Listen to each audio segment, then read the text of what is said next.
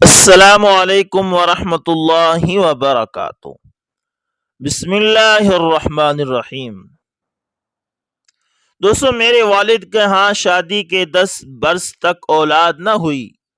Doctor, حکیم، پیر، فقیر، دوا دارو اور تعویذ گنڈے آزما لیے، لیکن ثمر مراد جھولی میں نہ آیا۔ ہر طرف سے مایوس ہو کر ماں باپ صبر کر کے بیٹھ گئے کہ بہت سوں کے ہاں اولاد نہیں ہوتی، آخر وہ بھی اس دنیا میں جی رہے ہیں۔ جینا لازم تھا کہ جب تک زندگی کے دن پورے نہ ہوں انسان کو اس جہان سے نجات نہیں ملتی۔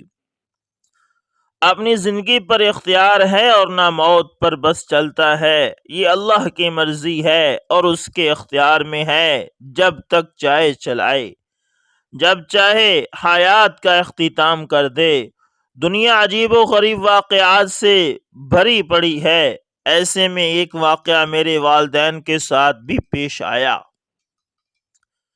شادی کے 11ویں برس ایک روز آدھی رات کو گھر کے دروازے پر کسی نے دستک دی۔ والد صاحب کی اس دن طبیعت کچھ ٹھیک نہ تھی، انہیں کھانسی اٹھ رہی تھی۔ دوائی بار بار کھانے سے نیند اچٹ گئی تھی اور ان کی کھانسی کی وجہ سے میری والدہ بھی سو نہ پا رہی تھی۔ غرض کے اس رات دونوں ہی جاگ رہے تھے۔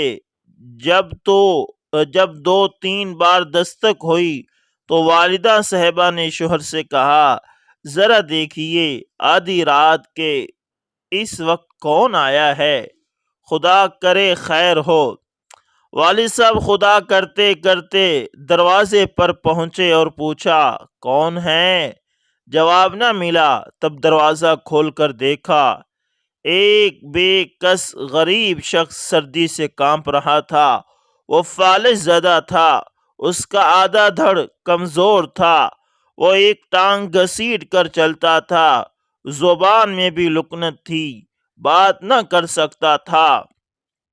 والد صاحب نے پوچھا، کون ہو؟ کہاں سے آئے ہو؟ کیا چاہتے ہو؟ بڑی مشکل سے اٹک اٹک کر بولا، پردیسی ہوں، فیصل آباد سے آیا ہوں، غلط بس میں بیٹھ گیا، یہاں اترا تو کسی کو نہیں جانتا، رات ہو گئی، ادھر ادھر پھرتا رہا ہوں، اب آوارہ کتے مجھی کو خوف زدہ کر رہے ہیں، اس لیے آپ کا دروازہ کھٹکھٹا دیا، مجھے اندر آنے دیں، آج کی رات پناہ چاہیے، سخت سردی ہے، کل صبح چلا جاؤں گا۔ اس کی حالت سے آشکار تھا کہ سچ بول رہا ہے۔ والد صاحب نے کچھ سوچ کر دروازہ کھول دیا، اس کو بازو سے تھام کر اندر لے آئے۔ گیراج میں چارپائی پڑی ہوئی تھی، اس پر بٹھایا، پھر امی سے کہا کہ کچھ کھانے کو ہے تو دے دو، ایک غریب مسافر ہے، اس کو کھلانا ہے۔ والدہ کچن میں گئی اور کھانا گرم کر کے دے دیا۔ والد صاحب نے اس آدمی کو کھانا کھلایا اور اپنے ڈرائیور کا بستر کھول کر چارپائی پر بچھا دیا اور کہا کہ رضائی اوڑھ کر سو جاؤ۔ وہ کھانا کھا کر آسودہ ہوا اور چارپائی پر لیٹ کر سو گیا۔ سخت سردی اور کتوں کے غول سے اس کی جان بچی۔ صبح ہوئی تو والد نے ناشتہ بھی کرا دیا اور پوچھا، بولو اب کیا چاہتے ہو؟ اس نے اسی طرح بہت دشواری سے اٹک اٹک کر کہا کہ فیصل آباد جانے والی بس میں سوار کرا دیں۔ صبح ڈرائیور آ گیا، والد نے اس کو ٹکٹ کی رقم دے کر کہا کہ جاؤ اس غریب آدمی کو مطلوبہ بس میں بٹھا کر آ جاؤ۔ چلتے وقت اس بے کس نے ہاتھ اٹھا کر دعا دی، خدا تمہارے بچوں کو سلامت رکھے۔ والد صاحب نے کہا، تمہاری دعا اپنی جگہ، لیکن میاں افسوس کہ شادی کے 11 برسوں بعد بھی اللہ تعالیٰ نے مجھ کو اس نعمت سے محروم رکھا ہے جس کو اولاد کہا جاتا ہے، لہٰذا یہ دعا میرے کام کی نہیں ہے، کوئی اور دعا دو۔ اس شخص نے جیب سے ایک پڑیا نکالی اور بولا، اللہ تعالیٰ تم کو ضرور اولاد کی نعمت سے نوازے گا، یہ پڑیا ہے، اس میں میرے پیر و مرشد کی عطا کردہ راکھ ہے، آدھی تم پانی سے پھانک لینا اور آدھی اپنی بیوی کو کھلا دینا، انشاءاللہ جلد اولاد کی خوشخبری ملے گی۔ والد صاحب اس مسکین اور بے بس آدمی کی اس ادا پر ہنس پڑے جو خود بغیر سہارے ٹھیک طرح چل نہ سکتا تھا، وہ اولاد کے لیے مرشد کی عطا کردہ راکھ دے رہا تھا۔ بہرحال اس کا دل رکھنے کو انہوں نے وہ پڑیا اس سے لے لی۔ جب وہ چلا گیا تو پڑیا کو کھول کر دیکھا، واقعی اس میں راکھ تھی۔ والدہ کو قصہ بتایا۔ وہ ضعیف الاعتقاد زیادہ تھی، پیروں فقیروں کو مانتی تھی۔ انہوں نے بسم اللہ پڑھ کر آدھی راکھ جو چٹکی بھر ہوگی خود پھانک لی اور آدھی اپنے شریک حیات کو دے کر کہا کہ تم بھی پھانک لو۔ کیا خبر آدھی رات کو اللہ پاک نے ہمارے گھر رحمت کا فرشتہ بھیجا ہو، اس معذور انسان کو ہمیں آزمانے کے لیے اللہ نے بھیجا ہو۔ والد صاحب نے راکھ کو ہوا میں اڑا کر کہا کہ اگر ایسے لولے لنگڑے انسانوں کی دی ہوئی دعائیں تیر بہدف ہو جائیں تو یہ خود نہ ان کو کھا کر صحیح و سالم ہو جائیں، پھر لنگڑے لولے کیوں رہے؟ تم بھی کمال بات کرتی ہو۔ میں نے شخص پر ترس کھا کر اس کو گیراج میں پناہ دی کہ کہیں آوارہ کتے بھنبوڑ نہ ڈالیں، بیچارہ فالج کا مارا دوڑ بھی نہ سکتا تھا۔ خیر نیکی کر دریا میں ڈال والی بات سمجھ کر اس واقعے کو فراموش کر دیا، لیکن 2 ماہ بعد والدہ کو احساس ہوا کہ وہ امید سے ہیں۔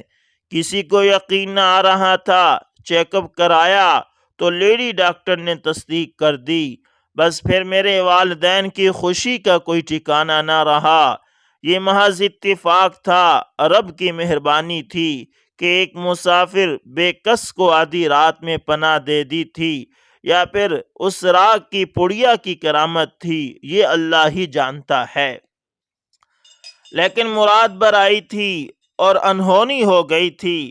والدہ کے یہاں ایک ساتھ 2 بچوں کی پیدائش ہوئی، دونوں جڑواں بچیاں تھی۔ بدقسمتی سے ایک صحیح سالم مگر دوسری بچی کچھ کمزور اور بیمار پیدا ہوئی۔ میں وہ تھی جو صبح سالم تھی اور میں وہ تھی جو صحیح سالم، لیکن یہاں صبح لکھ دیا گیا ہے۔ میں وہ تھی جو صحیح سالم تھی اور میری جڑواں بہن شاکرہ تھی جس کی ایک ٹانگ پیدائشی کمزور تھی اور ایک بازو بیکار تھا۔ خیر یہ اللہ کی مرضی، بہت علاج اس کا کرایا لیکن شفا نہ ہوئی۔ ہم دونوں وقت کے ساتھ ساتھ بڑی ہوتی گئی۔ میں ٹھیک ٹھاک بھاگ دوڑ سکتی تھی، چل پھر سکتی تھی، لیکن شاکرہ چل پھر نہ سکتی تھی کیونکہ آدھا دھڑ بیمار تھا، ٹانگ اور بازو دونوں بے جان تھے۔ وہ ویل چیئر پر زندگی بسر کرنے پر مجبور تھی۔ یوں وہ مجھ سے زیادہ خوبصورت تھی۔ جب تک والدین زندہ رہے اس کی دیکھ بھال کرتے رہے کیونکہ ہم دونوں ان کی منتوں مرادوں کے پھول تھے۔ وہ دونوں کو چاہتے تھے کہ ہم بہنیں ان کی آنکھوں کا نور اور دل کی ٹھنڈک بنے۔ تاہم مجھے سے زیادہ ان کو شاکرہ کی فکر کھائی جا رہی تھی۔ میں نے BA پاس کر لیا اور وہ سکول بھی نہ جا سکی، اپنی معذوری کی وجہ سے کوئی ہنر بھی نہ سیکھ سکی۔ بس تھوڑا بہت جو امی ابو اور میں نے اسے گھر پر پڑھا دیا اس نے پڑھ لیا۔ BA کے بعد میں نے یونیورسٹی جانے کی خواہش کا اظہار کیا۔ والد صاحب نے داخلہ دلوا دیا کیونکہ ان کو میری ہر خوشی کا پاس رہتا تھا۔ ہم دونوں بہنوں کے بعد ان کے یہاں پھر اولاد نہ ہوئی، ہم ہی ان کا سب کچھ تھے۔ جب میں نے MA کر لیا والدین کو میری شادی کی فکر ہوئی۔ انہی دنوں مجھے کو اپنے کلاس فیلو ریحان نے پرپوز کر دیا، جو مجھ سے محبت کرنے لگا تھا۔ میں بھی اسے پسند کرتی تھی۔ اس نے شادی کے لیے کہا تو میں نے جواب دیا، اپنے والدین کو ہمارے گھر بھیجو، امی ابو ہاں کر دیں گے تو ہماری شادی ہو جائے گی۔ وہ اپنے والدین کے ہمراہ ہمارے گھر آیا۔ میرے والدین نے اس کو پسند کیا، لیکن ساتھ عجیب شرط رکھ دی کہ اگر اس کے والدین اپنے دوسرے بیٹے کے لیے شاکرہ کا رشتہ قبول کر لیں تو وہ میرا بیاہ ریحان سے کر دیں گے، ورنہ انکار ہے۔ یہ شرط سن کر اس کے والدین سکتے میں آ گئے، کیونکہ شاکرہ اگرچہ خوبصورت تھی، پڑھی لکھی بھی نہ تھی۔ بہرحال اس وقت انہوں نے یہی جواب دیا کہ سوچ کر بتائیں گے، لیکن گھر جا کر اس معاملے پر سرد مہری اختیار کر لی گئی تھی۔ ریحان کو مجھ سے بہت محبت تھی اور وہ میرے علاوہ کسی اور سے شادی نہ کرنا چاہتا تھا۔ یہی حال میرا بھی تھا، لیکن اس کے والدین میرے والدین کی شرط پوری کرنے سے قاصر تھے۔ ریحان کا ایک ہی چھوٹا بھائی تھا جو انجینئرنگ کے آخری سال میں تھا۔ جب اس نے والدین کی زبانی میرے گھر والوں کی شرط کا سنا تو ریحان کی خاطر اس نے شاکرہ کو دیکھنے کی خواہش کا اظہار کیا۔ دراصل وہ اپنے بھائی سے بہت محبت کرتا تھا اور ریحان کو کسی صورت مایوس دیکھنا نہ چاہتا تھا۔ اصرار کر کے وہ والدین کو ہمارے گھر لایا۔ اس کا نام فیضان تھا۔ فیضان شاکرہ سے ملا، کچھ دیر باتیں کی، پھر اس نے میرے اور اپنے والدین کو رضامندی کا عندیہ دے دیا کہ وہ شاکرہ سے شادی کرے گا۔ یہ ایک بہت بڑی خوشخبری تھی میرے والدین کے لیے، مگر ریحان کے ماں باپ بالکل خوش نہ تھے۔ ایک بیٹے کی خوشی کے خاطر دوسرا قربانی کا بکرا بن گیا تھا، ایک معذور لڑکی کو قبول کر رہا تھا۔ والدین کو فیضان نے تعویلیں دے کر قائل کر لیا۔ یوں ہم دونوں بہنوں کی شادی ایک ہی گھرانے میں دو بھائیوں سے ہو گئی۔ پہلے شاکرہ دلہن بنی اور بیاہ کر گھر رخصت ہو گئی۔ ویل چیئر وہ اپنے ساتھ جہیز میں بھی لے کر گئی۔ دوسرے روز میرا نکاح اور پھر رخصتی ہو گئی۔ یہ ایک انہونی تھی جو ہو گئی۔ میرے دیور نے ہم پر رحم کھا کر شاکرہ سے شادی نہیں کی تھی۔ ان کا کہنا ہے کہ اسے پہلی نظر دیکھتے ہی محبت ہو گئی تھی۔ ویل چیئر پر بیٹھی ایک معذور لڑکی کی معصوم صورت نے جانے فیضان پر کیا جادو کیا کہ اس کی معذوری بھی ارادے کی راہ میں حائل نہ ہو سکی، اور دونوں آج نہایت کامیاب ازدواجی زندگی گزار رہے ہیں۔ خدا کی قدرت کہ ہم ابھی تک اولاد سے محروم ہیں، لیکن فیضان اور شاکرہ کو اللہ نے 4 پیارے پیارے بچوں سے نوازا ہے جن کو ہم اپنے بچے ہی سمجھتے ہیں۔ یہ اللہ کی دین ہے، جس کو چاہے جو دے، جس پر جب چاہے مہربان ہو جائے۔ اپنی حکمتیں وہ خود جانتا ہے، جو راز ہم نہیں جان سکتے وہ ان رازوں کا امین ہے۔ ہم اب بھی ایک ساتھ رہتے ہیں۔ میری بہن اولاد جنم دینے کے قابل ہے لیکن پال نہیں سکتی، لہٰذا ان کی اولادوں کو میں نے بہت پیارے اپنے بچے سمجھ کر پالا ہے۔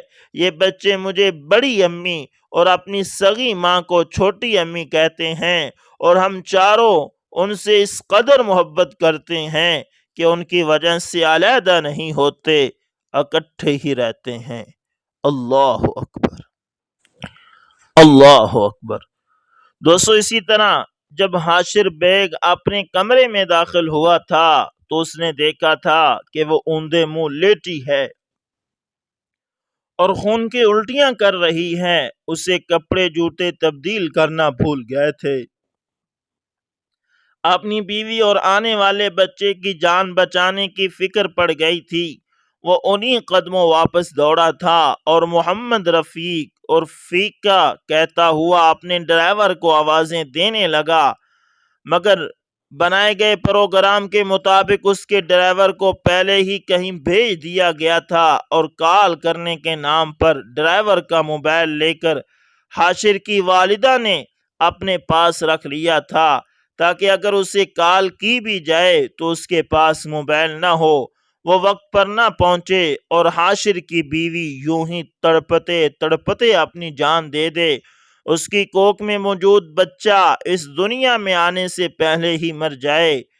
اس کو اتنی زیادہ مقدار میں زہر دیا گیا تھا کہ اگر ریسکیو کی ایمبولینس جلد سے جلد بھی پہنچ جاتی تو بھی ہسپتال جانے سے پہلے ہی ملیحہ رضوان دم توڑ جاتی۔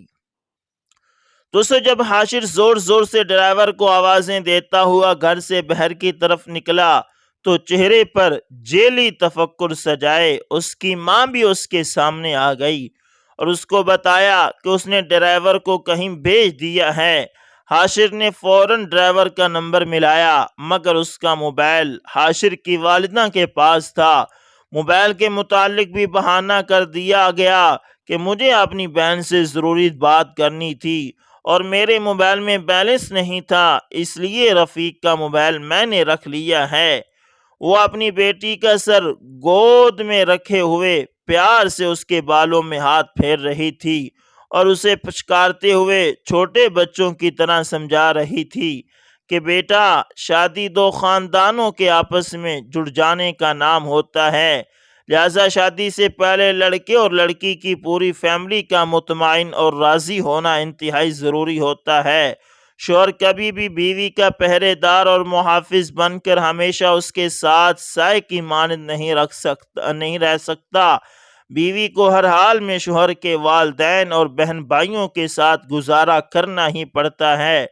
اگر پہلے دن ساس سسر کی اناؤں کو روند کر ان سے بیر لگا کر انہی کے گھر میں بسنے کی کوشش کی جائے تو یہ حرکت آبیل مجھے مار کے مصداق کہلاتی ہے۔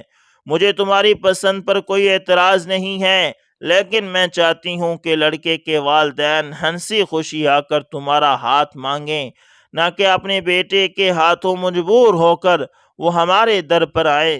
میرے دل میں یہ خوف ہے کہ اگر ان کا بیٹا ان کو مجبور کر کے لے بھی آئے گا تو وہ کبھی تمہارا گھر نہیں بسنے دیں گے، وہ ہر حال میں تمہیں راستے سے ہٹا کر دم لیں گے، اور محبت جتنی بھی مضبوط ہو کسی نہ کسی موقع پر مجبوری سے ہار ہی جاتی ہے۔ اس لیے آج بھی وقت ہے، سوچ لو۔ اس نے اپنی والدہ کی بات سن کر کہا تھا، ماں، جو مجھے پانے کے لیے اتنا کچھ کر سکتا ہے وہ مجھے کبھی کھونے نہیں دے گا۔ مجھے اپنی محبت پر اتنا یقین ہے کہ اگر اس کے والدین مجھ سے دشمنی پر اتر آئیں گے تو وہ میرے ساتھ مل کر والدین کو اپنا دشمن تصور کرے گا۔ لاکھ دلیلوں کے بعد بھی اس کی ماں اس کو قائل نہ کر پائی تھی اور اس کی ضد کے آگے ہار مان لی تھی۔ حاشر اپنے والدین کے ہمراہ ملیحہ کے گھر میں موجود تھا۔ وہ لوگ آج ملیحہ کا ہاتھ مانگنے آئے تھے۔ اس کے والدین کا چہرہ بتا رہا تھا کہ وہ اس رشتے سے راضی بالکل بھی نہیں ہیں۔ ملیحہ کے والدین بھی مستقبل کے خوف اور تذبذب کا شکار تھے۔ اس سے پہلے کہ وہ کوئی فیصلہ کرتے، ملیحہ اور حاشر کو تھوڑا وقت دیا گیا تاکہ وہ آخری بار اپنے فیصلے پر نظر ثانی کر لیں۔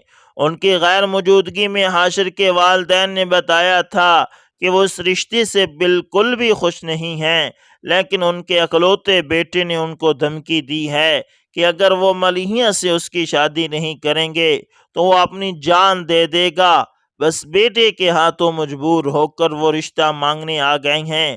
ملیحہ کے والدین نے ان کو کہا تھا کہ اگر آپ لوگوں کا دل مطمئن نہیں ہے تو آپ آج بھی انکار کر کے جا سکتے ہیں۔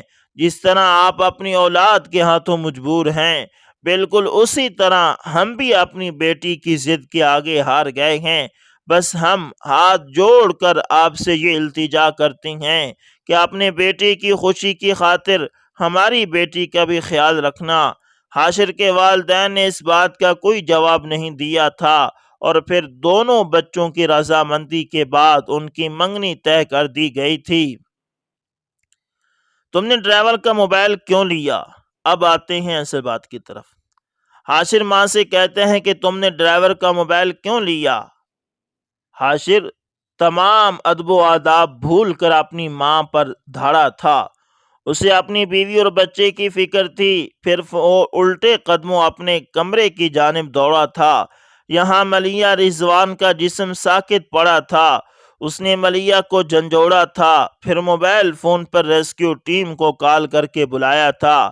اپنی محبت کو یوں اپنے ہاتھوں میں مرتا دیکھ کر وہ برداشت نہیں کر پایا تھا۔ اس نے ملیحہ کو اپنے باہوں میں اٹھایا اور بیرونی گیٹ کی جانب دوڑ لگا دی تھی۔ ملیحہ کی گردن ایک طرف کو ڈھلکی ہوئی تھی، اس کا وجود تقریباً ساکت ہو گیا تھا، بظاہر اس میں زندگی کی کوئی رمق باقی نہ تھی۔ آج حاشر دل میں دعائیں کر رہا تھا کہ کاش آج کوئی معجزہ ہو جائے، آج وہ بچ جائے، مگر شاید آج کوئی معجزہ ممکن نہیں تھا۔ بہت دیر بعد ریسکیو کی ٹیم پہنچی تھی، وہ ملیحہ کی دھڑکن اور نبض چیک کر رہے تھے۔ حاشر غم کا مجسمہ بنے ان کے سر پر کھڑا تھا۔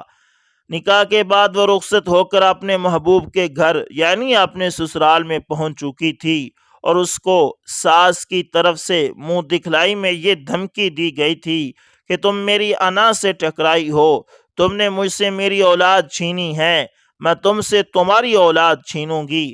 اس دھمکی کو ملیحہ نے صرف دھمکی اور وقتی غصہ سمجھا تھا، اس نے اس بات کا کسی سے ذکر تک نہیں کیا تھا۔ اس کے بعد اس کی ساس نے بھی کبھی اس سے کوئی تلخ بات نہیں کی تھی، اس لیے وہ اپنے سسرال کی طرف سے تھوڑی غیر محتاط ہو گئی تھی اور ان پر اعتبار کرنے لگی تھی۔ شادی کے بعد جلدی وہ امید سے ہو گئی تھی، بظاہر اس کے سسرال والوں کی طرف سے بہت خوشی کا اظہار کیا گیا تھا، مگر وہ نہیں جانتی تھی کہ خوش چہروں کے پیچھے کتنے مذموم مقاصد چھپے ہیں۔ کاش وہ اس وقت جان لیتی، ان لوگوں سے محتاط رہتی اور آج زندہ رہتی۔ ملیحہ آج صبح سے طبیعت میں گھبراہٹ کی شکایت کر رہی تھی۔ اس کی ساس نے اسے قہوہ بنا کر دیا، پھر ابال کر ٹھنڈا کر کے دودھ پلایا اور پھر فروٹ کھانے کو دیا۔ اس کے منہ کا ذائقہ پہلے ہی خراب تھا، اس بات کا اس کی ساس نے فائدہ اٹھایا اور ان تینوں چیزوں میں زہر ملا کر اس کو پلا دیا۔ اس زہر نے جلد ہی اپنا اثر دکھانا شروع کر دیا اور ملیحہ نے اپنے محبوب کی باہوں میں تڑپ تڑپ کر جان دے دی۔ اس کی ساس نے اپنا وعدہ وفا کر دکھایا، ملیحہ سے اس کی اولاد اور اپنی اولاد دونوں چھین لی۔ حاشر چاہ کر بھی اپنے آنسو پر کنٹرول نہیں کر پا رہا تھا، ریسکیو ٹیم کے سامنے سسکیاں لے لے کر رونے لگ پڑا تھا۔ ریسکیو ٹیم نے موقع پر ہی ملیحہ کی موت کی تصدیق کر دی تھی، لیکن پھر بھی اس کو اٹھا کر ہسپتال لے گئے تھے کہ شاید خدا کرے ان کی بات غلط ثابت ہو جائے، مگر ملیحہ کے نصیب میں اتنی سانسیں لیکی تھی جتنی وہ لے چکی تھی۔ ڈاکٹرز نے بھی ریسکیو ٹیم کی تائید کر دی تھی اور موت کی وجہ بتاتے ہوئے کہا تھا کہ اس کو اتنی مقدار میں زہر دیا گیا ہے، اگر 10 بھینسوں کو بھی کھلایا جاتا تو وہ بھی موقع پر ہی مر جاتی۔ وہ ڈاکٹر کی بات سن کر زمین پر گرا، شاید وہ یہ صدمہ سہ ہی نہیں پایا تھا کہ اس کی محبوبہ کتنی اذیت ناک موت مری ہے۔ ہسپتال میں ہوتے ہوئے ڈاکٹر سر پر موجود ہوتے ہوئے بھی حاشر کی جان نہیں بچا جا سکی تھی۔ حاشر کی ماں آج بھی یہ فیصلہ نہیں کر پا رہی تھی کہ جیتا کون، میں یا ملیحہ۔ دوستو امید کرتا ہوں ویڈیو اچھی لگی ہوگی، پسند آئے تو لائک شیئر کمنٹ لازمی کریں، اور اگر آپ ہمارے چینل پر نئے اس کو لازمی سبسکرائب کریں۔ ملتے ہیں کسی نیکسٹ اچھی سی ویڈیو کے اندر، تب تک کے لیے اللہ حافظ، جزاکم اللہ۔